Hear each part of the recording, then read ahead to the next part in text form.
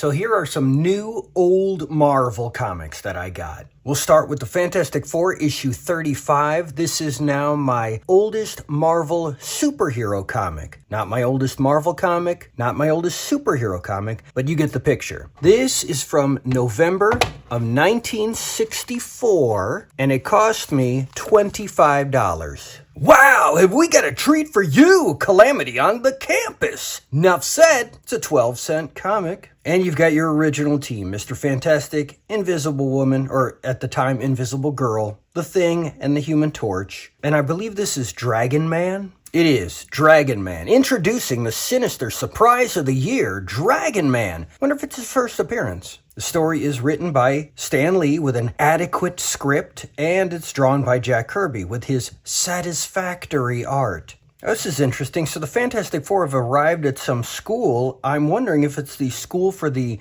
gifted youth or whatever they were called.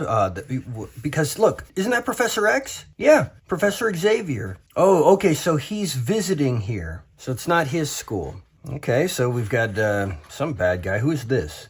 Diablo. I don't remember him. Well, the Thing is helping one of the professors with manual labor. That guy looks like a cross between Peter Parker and Namor, the Submariner. It's weird. They accidentally stumble onto the football field. Another mysterious guy. Is this Diablo again? It is. Oh, I think we're seeing the creation of Dragon Man. This is pretty neat. I've got the first appearance of this character. Ooh, he breathes fire. And somehow fire is too much for the Human Torch.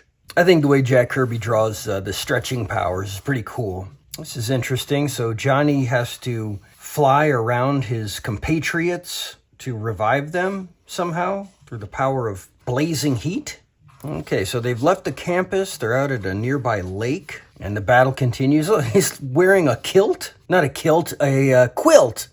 You'd never know English is my first language. First language, my only language. So Dragon Man ends up in the lake where he does not come out of. That's kind of like the ending of Stegron in every one of his appearances. Just falls down in the water and isn't seen for years. Well, time to leave the school. Aw, they're in love. Hey, Yubiwaza! All right, let's see the next comic. Strange Tales issue 140. Nick Fury, Agent of S.H.I.E.L.D. Hang on to your hat. It's the end of Hydra. This is the big one. So this is from October of 1965, and it cost me only $10. And you can see our characters in the corner, Nick Fury and Doctor Strange. Pepper Gum. And again, we have a comic by Stan Lee and Jack Kirby. This is a senses-shattering story and a power-packed presentation. I guess they were more proud of this issue than the Fantastic Four one we just looked at. Ooh, a female Hydra agent playing golf? No, she's banging something with a pipe. Nick Fury in civilian garb. I believe that's Dum Dum Dugan in some kind of a futuristic space jumpsuit. And we have Hydra. You know, Hydra was the inspiration for the terrorist organization Cobra from G.I. Joe. Because when Larry Hama was given the assignment to create the G.I. Joe comic, he took an idea he was trying to get turned into a comic about Nick Fury's son leading a team called Fury Force, and he changed each member of that team into the original members of that 1982 G.I. Joe lineup. And of course, the bad guys were going to be Hydra, a snake-themed villain group, so that was changed to Cobra. And now you know. And knowing is half the battle. So are they battling like in space, or what am I seeing here? A lot of words in this comic. It'll take me a while to read it when I get around to it. Guy kind of looks like Bryan Cranston. And now we go into the Doctor Strange story. Okay, here we go. The Dread Dormammu. Oh, Stan Lee and Steve Ditko. Hey, cool. I've got a comic written by Stan Lee throughout. First half drawn by Jack, second half drawn by Steve. Love it. Wow, you can really compare the two styles of the artists. Isn't this an awesome looking panel? Wow. New hair trimmer. Is this like an early version of the Flowbee? This is interesting. Some kind of sorcerer battle in another dimension. Smell my finger.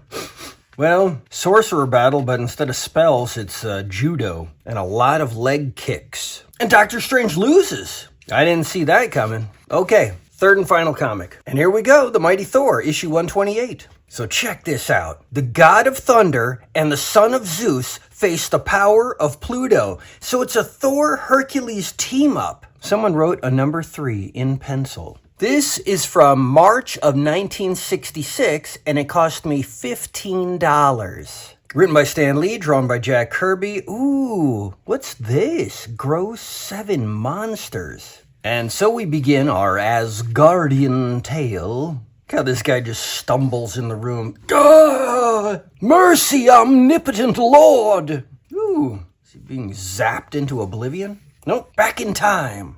Back in time! Ah, Hercules. Hero of song and story, Hercules. Winner of ancient glory, fighting for the right, fighting with his might. With the strength of 10 ordinary men, Hercules. People feel safe when near him, Hercules. Only the evil fear him. Softness in his eyes, iron in his thighs, virtue in his heart, fire in every part of the mighty Hercules. Olympia! Cool. Thor and Hercules battling. I recognize this guy. Who is this guy? I don't know. Usually everyone says their own name, but I'm not seeing it here. And in the end, they're friends. I like that. Tiny monkey. Hey, another story. Tales of Asgard. So I believe these stories are like from the ancient past. Ooh, Ragnarok. Surtur. Continued after next page. I think they're showing the Garden of Eden with Adam and Eve. Got Loki. Look, right? Loki, right? I could be wrong. They're not saying his name. It's got to be here somewhere. God, I feel stupid. It is. This is his name right there. Sorry. Where's his horns? They should have made that easier on me. Here comes the Hulk. There goes the Hulk. That's kind of funny. And so that was that. The 3 of these together cost me $50. Until next time. Bad boys, what you gonna do when the shabba-lum-dum-jumbaloo